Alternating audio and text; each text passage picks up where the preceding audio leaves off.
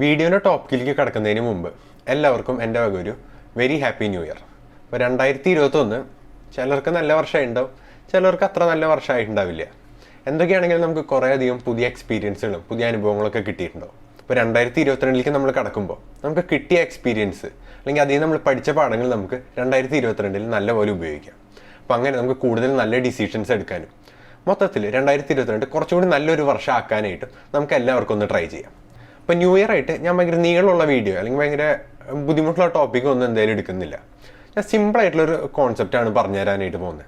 ഈ ഒരു കോൺസെപ്റ്റ് സത്യം പറഞ്ഞാൽ ഒരു ഫുള്ള് വീഡിയോ തന്നെ ഇതിനെക്കുറിച്ച് ചെയ്യണമെന്ന് ചോദിച്ചാൽ സത്യം പറഞ്ഞാൽ ആവശ്യമില്ല. ഞാൻ വേറൊരു വീഡിയോയിൽ ഈ കോൺസെപ്റ്റിനെ കുറിച്ച് പറഞ്ഞിട്ടുണ്ട്.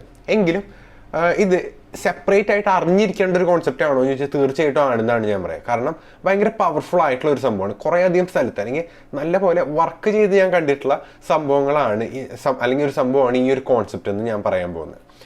അപ്പോൾ ഈ കോൺസെപ്റ്റിനെ നമ്മൾ വിളിക്കുന്നത് വിർജിൻ CPR എന്നാണ്. അപ്പോൾ പേര് കേൾക്കുമ്പോൾ തന്നെ CPR എന്ന് പറഞ്ഞാൽ ഒരു ഇൻഡിക്കേറ്റർ ആണ്, നമുക്ക് എല്ലാവർക്കും അറിയാം. ഇപ്പോൾ നിങ്ങൾ ഈ സ്ക്രീനിൽ കാണുന്ന ഈ ബ്ലൂ, വയലറ്റ്, ഗ്രീൻ, അതുമാതിരി തന്നെ ഈ റെഡ് ലൈൻ, ഇത് ഒക്കെ CPR ആണ്. അപ്പോൾ മെയിൻലി ഈ ബ്ലൂ, വയലറ്റ്, ബ്ലൂ ഈ 3 ലൈൻ ഇൻക്ലൂഡ് ചെയ്യുന്നതിനാണ് നമ്മൾ CPR എന്ന് പറയുന്നത്. CPRന്റെ ഫുൾ ഫോം എന്ന് പറയുന്നത് സെൻട്രൽ പിവട്ട് റേഞ്ച് എന്നാണ്. അപ്പോൾ ഇത് ബേസിക്കലി സപ്പോർട്ട് ആൻഡ് റെസിസ്റ്റൻസ് ആണ് ഈ CPR. അപ്പോൾ കുറേയധികം മുമ്പത്തെ ചാർട്ടിനെ ബേസ് ചെയ്തിട്ട് ഈ ഇൻഡിക്കേറ്റർ ഓട്ടോമാറ്റിക്കായിട്ട് എല്ലാ ദിവസവും ഇത് വേറെ വേറെ സ്ഥലത്ത് വരും. ഇപ്പോൾ ഇന്ന് ഇവിടെ CPR എവിടെയാണെന്നുണ്ടെങ്കിൽ നാളെ ചിലപ്പോൾ CPR ഇവിടെയോ അല്ലെങ്കിൽ ഇവിടെയൊക്കെ ആയിരിക്കും.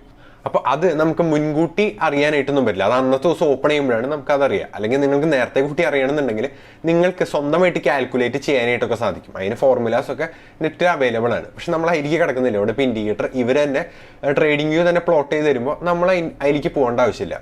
അപ്പോൾ ഇൻഡിക്കേറ്ററിൻ്റെ പേരെന്ന് പറയുന്നത് സിമ്പിൾ CPR എന്നാണ്. നിങ്ങൾക്ക് ട്രേഡിംഗ് വ്യൂവിൽ സെർച്ച് ചെയ്ത് കഴിഞ്ഞാൽ കിട്ടുന്നതാണ്. ഇപ്പോൾ നിങ്ങൾക്ക് കിട്ടിയില്ലെങ്കിൽ നിങ്ങൾ താഴെ കമൻറ്റ് സെക്ഷനിൽ ഇടുക, ഞാൻ നിങ്ങളെ ഹെൽപ്പ് ചെയ്യാം. ഇപ്പോൾ ചിലർക്ക് ഇത് കിട്ടാനായിട്ട് ബുദ്ധിമുട്ടുണ്ടാവും. ഞാനും ഈ ഇൻഡിക്കേറ്റർ തപ്പി കണ്ടുപിടിക്കാൻ കുറച്ചൊന്നും ബുദ്ധിമുട്ടിയിട്ടുണ്ടായി.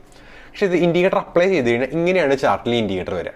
സപ്പോർട്ട് ആൻഡ് റെസിസ്റ്റൻസ് ആണ് ബേസിക്കലി CPR എന്ന് പറയുന്നത്. അപ്പോൾ ഇപ്പോൾ ഒരു എക്സാമ്പിൾ പറയുകയാണെന്നുണ്ടെങ്കിൽ നമുക്ക് ഈ ഒരു സെക്ഷൻ എടുക്കാം. ചാർട്ടിൻ്റെ ഈ ഒരു സെക്ഷൻ എടുത്തു കഴിഞ്ഞാൽ ഈ 3 ലൈൻ, ഈ ബ്ലൂ, വയലറ്റ്, ബ്ലൂ ഈ 3 ലൈനാണ് സെൻട്രൽ പിവട്ട് റേഞ്ച്. അപ്പോൾ താഴേന്ന് സ്റ്റോക്ക് വരുമ്പോൾ ഇതൊരു റെസിസ്റ്റൻസ് ആയിട്ട് ആക്ട് ചെയ്യും.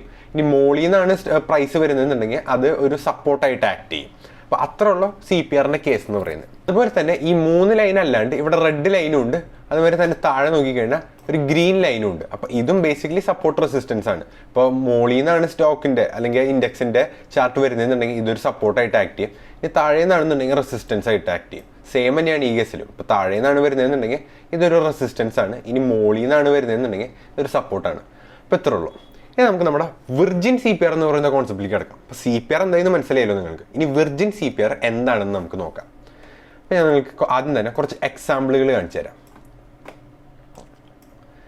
ഈ കാണുന്ന ഈ ഒരു CPRൽ ഈ 3 ലൈൻ കൂടുമ്പോഴാണ് ഒരു CPR എന്ന് പറയുന്നത്. ഈ കാണുന്ന CPR ഒരു വിർജിൻ CPR ആണെന്ന് നമുക്ക് പറയാം. അപ്പോൾ വിർജിൻ CPR എന്താണെന്ന് വെച്ച് കഴിഞ്ഞാൽ ഇതിൻ്റെ ഉള്ളിലേക്ക് പ്രൈസ് അല്ലെങ്കിൽ ഒരു ഇൻഡെക്സിൻ്റെ ചാർട്ടോ പ്രൈസോ കടന്നിട്ടുണ്ടാവരുത്. ഇപ്പോൾ നിങ്ങൾക്ക് ഇവിടെ നോക്കിക്കഴിഞ്ഞാൽ കാണാം ഇതിൻ്റെ ഉള്ളിലേക്ക് പ്രൈസ് അല്ലെങ്കിൽ ക്യാൻഡിൽസ് വന്നിട്ടില്ല.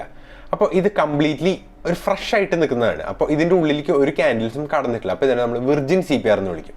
ഇനിയിപ്പോൾ അതുമാതിരി വിർജിൻ CPRന് വേറെ എക്സാമ്പിൾ പറയുകയാണെന്നുണ്ടെങ്കിൽ ഇത് ഒരു വിർജിൻ CPR ആണ്. ഇത് കണ്ടില്ലേ, അന്നത്തെ ദിവസം ഫുള്ള് നിഫ്റ്റി ട്രേഡ് ചെയ്തിട്ടുള്ളത് ഈ ഒരു CPRന്റെ മുകളിലാണ്. കണ്ടില്ലേ, CPRന്റെ ഉള്ളിലേക്ക് ഈ ഒരു ക്യാൻഡിൽസ് ഒന്നും കടന്നിട്ടില്ല. അപ്പോൾ ഇതും വിർജിൻ CPR ആണെന്ന് പറയും. കാരണം ഫുൾ ക്യാൻഡിൽസും CPRന്റെ മുകളിലാണ്. CPRന്റെ ഉള്ളിലേക്ക് ഒരുവിധ ക്യാൻഡിൽസും കടന്നിട്ടില്ല. അപ്പോൾ ഇതും വിർജിൻ CPR ആണ്. അതുമാതിരി ഇതും വിർജിൻ CPR ആണ്. നിങ്ങൾക്ക് നോക്കിക്കഴിഞ്ഞാൽ കാണാം അന്നത്തെ ദിവസം ഫുൾ നിഫ്റ്റി ട്രേഡ് ചെയ്തിട്ടുള്ളത് CPRന്റെ മുകളിലാണ്. ഈ CPRന്റെ ഉള്ളിലേക്ക് ക്യാൻഡിൽസ് ഒന്നും കടന്നിട്ടില്ല. അപ്പോൾ ഇതിനെ നമ്മൾ വിർജിൻ CPR എന്ന് പറയും.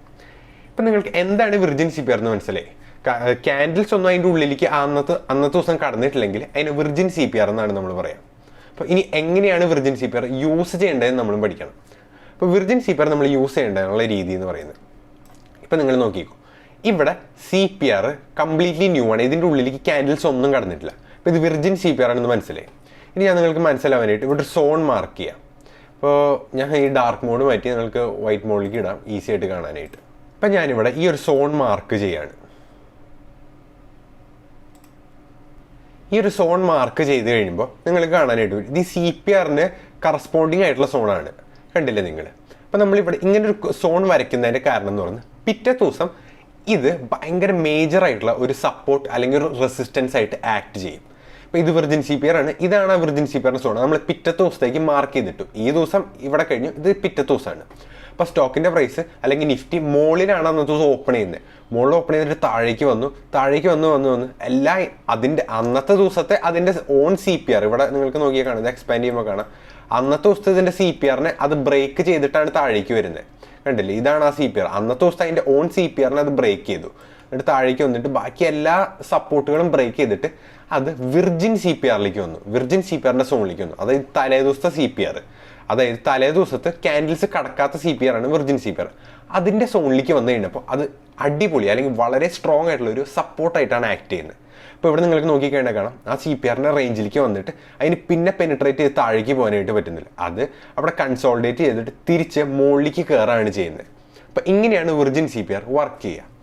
ഞാൻ ഇനിയും എക്സാമ്പിൾസ് കാണിച്ചു തരാം, കൂടുതൽ എക്സാമ്പിൾസ് ഞാൻ കാണിച്ചു തരാം.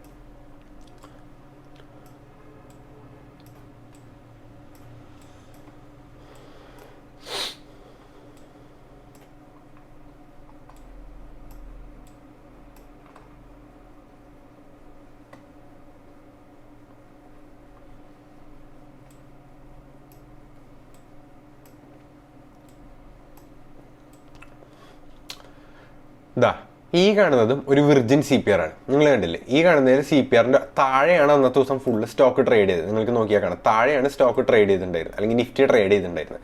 അപ്പോൾ ഈ ഒരു സോണിനെ നമ്മൾ വിർജിൻ CPR ആയിട്ട് മാർക്ക് ചെയ്യും. അപ്പോൾ ഞാനിപ്പോൾ ഇവിടെ മാർക്ക് ചെയ്യാൻ പോവാണ്. ഈ ഒരു സോൺ ഇത്രയും വീതിയുള്ള സോണാണ്, എന്നാലും നമ്മളിതിനെ വിർജിൻ CPR ആയിട്ട് മാർക്ക് ചെയ്യാൻ പോവാണ്. കണ്ടില്ലേ? മാർക്ക് ചെയ്തു. ഇനി നിങ്ങൾക്ക് നോക്കിയാൽ കാണാം പിറ്റത്തെ ദിവസങ്ങളിലൊക്കെ സ്റ്റോക്ക് അല്ലെങ്കിൽ നിഫ്റ്റി ഈ CPR റേഞ്ചിന് താഴെയാണ്, വിർജിൻ CPR റേഞ്ചിന് താഴെയാണ് ട്രേഡ് ചെയ്തത്. അവസാനം ഒരു 2 ദിവസം കഴിഞ്ഞ് 3-ാമത്തെ ദിവസം നിഫ്റ്റി ആ വിർജിൻ CPRന്റെ റേഞ്ചിലേക്ക് കടക്കാണ് ഉണ്ടായത്. കടന്നിട്ട് നിങ്ങൾക്ക് നോക്കിയാൽ കാണാം ഇതിന് ബ്രേക്ക് ചെയ്ത് മുകളിലേക്ക് പോകാനായിട്ട് നിഫ്റ്റിക്ക് സാധിച്ചില്ല. ഇതൊന്ന് കുറച്ചൊന്ന് കയറി വീണ്ടും താഴേക്ക് വന്നു, കുറച്ച് കയറി വീണ്ടും താഴേക്ക് വന്നു, കുറച്ച് കയറി വീണ്ടും താഴേക്ക് വന്നിട്ട് ബ്രേക്ക് ഡൗൺ താഴേക്കാണ് നടത്തിയത്. അതായത് ഇത് നിഫ്റ്റിയുടെ പ്രൈസ് താഴേന്ന് കയറി വന്ന് വിർജിൻ CPR സോണിലെത്തി. അതിനെ ബ്രേക്ക് ചെയ്ത് മുകളിലേക്ക് പോകാൻ പറ്റാണ്ട് അന്നത്തെ ദിവസം ഫുള്ള് കൺസോൾഡേറ്റ് ചെയ്തിട്ട് പിറ്റേ ദിവസം താഴേക്ക് ഒരു ബ്രേക്ക് ഔട്ട് നടത്തി അല്ലെങ്കിൽ ബ്രേക്ക് ഡൗൺ നടത്തിയിട്ട് നിങ്ങൾ കാണാൻ വരുന്ന കാര്യം വീണ്ടും ഇൻട്രസ്റ്റിംഗ് ആയിട്ടുള്ളൊരു സംഭവം.